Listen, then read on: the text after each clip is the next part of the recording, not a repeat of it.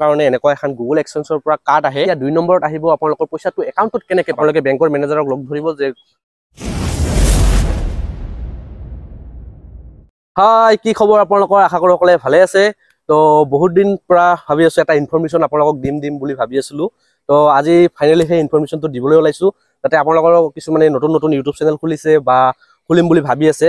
তো ইউটিউব চেনেলৰ পৰা আপোনালোকক কেনেকৈ পইচাটো একাউণ্টত সোমায় তো সেইখিনি আপোনালোকক জনাম মই। তো ইউটিউব চেনেল এটাত প্ৰথমে মনিটাইজ কৰিব লাগিব, যিটো মনিটাইজৰ ভিডিঅ' আপোনালোকক আগতে দিছিলোঁৱেই, আপোনালোকে ডিছক্ৰিপশ্যনৰ লিংকটো পাই যাব। তো সেইখিনিৰ পিছত আৰু আপোনালোকৰ কি কাম থাকিব সেই কামখিনি মই আপোনালোকক দেখুৱাম। তো আপোনালোকে চাই থাকক ভিডিঅ'টো। তো ফাৰ্ষ্ট অফ অল আপোনালোকে কৰিব লাগিব, ইউটিউব চেনেলটো মনিটাইজ হোৱাৰ পিছত এড্ৰেছ ভেৰিফিকেশ্যন কৰিব লাগিব। যিটো মনিটাইজ হোৱাৰ পিছত আপোনালোকে এটা কাম থাকে, সেই বিশেষ কাম, সেই কামটো আপোনালোকে কৰিবই লাগিব, এড্ৰেছ ভেৰিফিকেশ্যন। তো এড্ৰেছ ভেৰিফিকেশ্যনৰ কাৰণে এনেকুৱা এখন গুগল এক্সচেঞ্জৰ পৰা কাৰ্ড আহে, য'ত 6টা ডিজিটৰ পিন নম্বৰ থাকে। যিখন মোৰ মোটামুটি 30/8/23 আহি গৈছিল। তো এইটো কামটো কৰি লৈছিলোঁ, মই স্ক্ৰীন ৰেকৰ্ড কৰি ৰাখি দিছিলোঁ। তো আপোনালোকৰ সুবিধাৰ কাৰণে ভিডিঅ' এটা বনাম বুলি ভাবিছিলোঁ। তো ইয়াতে চাব পাৰে আপোনালোকে এনেকুৱা পিন থাকে, এই 6টা পিন থাকে। এই 6টা 6 ডিজিটৰ এটা পিন থাকে, এইটো যিটো আপোনাৰ এড্ৰেছত আহিব পোষ্ট অফিচৰ থ্ৰুত। তো সেই পিনটো আপোনালোকে কি কৰিব লাগিব দেখাই দি আছোঁ আপোনালোকক মই। তো আপোনালোকে চাই লওক। এয়া দেখিব পাৰে মই গুগল এক্সচেঞ্জ একাউণ্টটো অন কৰি ল'লোঁ, আৰু ইয়াতে চাব পাৰে আপোনালোকে আইডেণ্টি ভেৰিফিকেশ্যন। তো যিটো মই আগতে মনিটাইজ কৰাৰ টাইমতে কৰি লৈছোঁ। তাৰপিছত নেক্সট আহিল এড্ৰেছ ভেৰিফিকেশ্যন, মানে এই 6 ডিজিটৰ যোনটো পিন আহিছে। আৰু মেইন কথাটো হ'ল এই পিনটো আপোনালোকে কেনেকৈ পাব।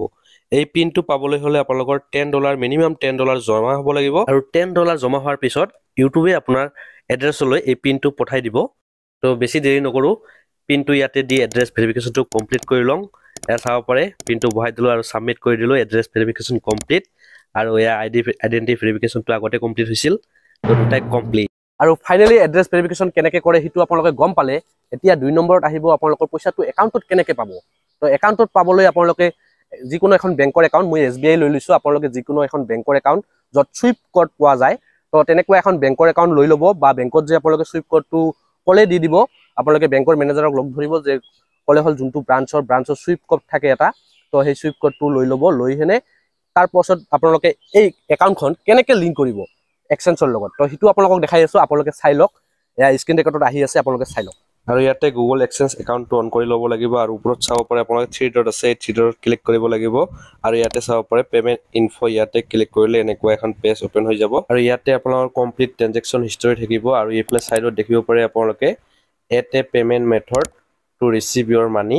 তো ইয়াতে ক্লিক কৰিলে আপোনালোকৰ সন্মুখত এনেকৈ এখন পেজ অ'পেন হ'ব, য'ত লিখা আছে এড এ পে'মেণ্ট মেথড। আৰু ইয়াতে আপোনালোকৰ বেংকৰ কমপ্লিট ডিটেইলছখিনি ভৰাব লাগিব, যেনেকুৱা নাম হ'ল আপোনাৰ বেংকৰ থকা নামটো, Swift code, IFSC code complete the ইয়াতে ছেভ কৰি দিলেই অতি সহজতে আপোনালোকৰ বেংকৰ একাউণ্টখন লিংক হৈ যাব। আপোনালোকক এড্ৰেছ ভেৰিফিকেশ্যন কেনেকৈ কৰিব লাগে সেইটো দেখুৱালোঁ, আৰু আপোনালোকে বেংকৰ একাউণ্টখন কেনেকৈ এক্সচেঞ্জৰ লগত লিংক কৰিব সেইটোও দেখালোঁ। তো আপোনালোকে শিকি গ'ল হয়তো নিশ্চয়, আৰু যোনে ইউটিউব কৰি আছে তেওঁলোকৰ লগত ভিডিঅ'টো শ্বেয়াৰ কৰি দিব। আৰু সৰু এটা ৰিকুৱেষ্ট আপোনালোকৰ আগত মোৰ, কাৰণ এয়া চাব পাৰে আপোনালোকে এইটো মোৰ ফেচবুক পেজটো আহি আছে।